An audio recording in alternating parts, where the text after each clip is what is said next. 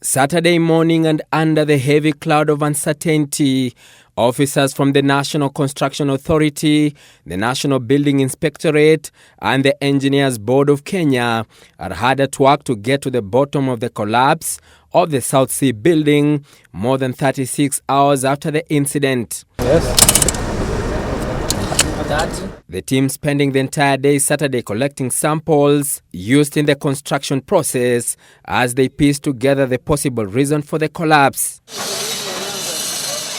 And it appears from the onset that the weight of the 2 extra floors added by the developer was just the tip of the iceberg.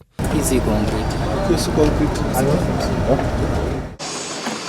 Susan Ruto, the General Manager, Registration and Compliance at the National Construction Authority, disclosing the extent of their investigation. So we want to pick the sample from the failed structures, which will be subjected to further reviews. We'll also be reviewing the designs.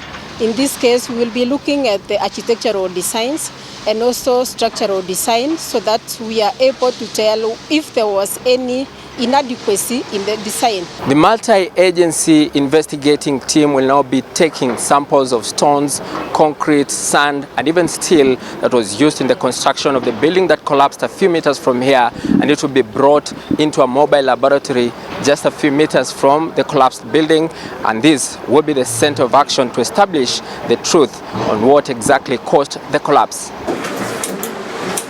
Already the team of experts from the multi-agency team is analyzing the evidence collected through this construction equipment to ascertain the adequacy of the design and structure of the building before it crashed down.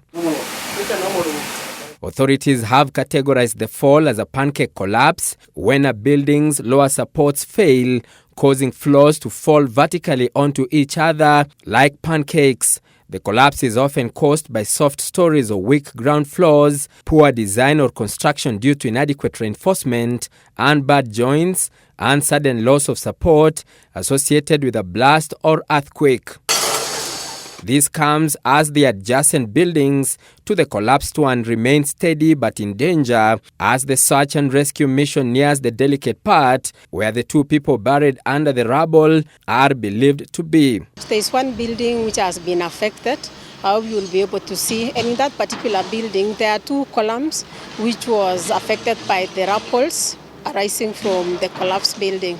The surrounding buildings include the Nairobi South Hospital, Kongoni Secondary School, residential and commercial buildings, which escaped the tragedy by a whisker. Inconsistencies on how many floors were approved for construction and how many were built by the time of collapse also point to a possible cover-up and corruption in the approval systems. It is now a rush against time for the multi-agency team here doing the recovery and rescue mission.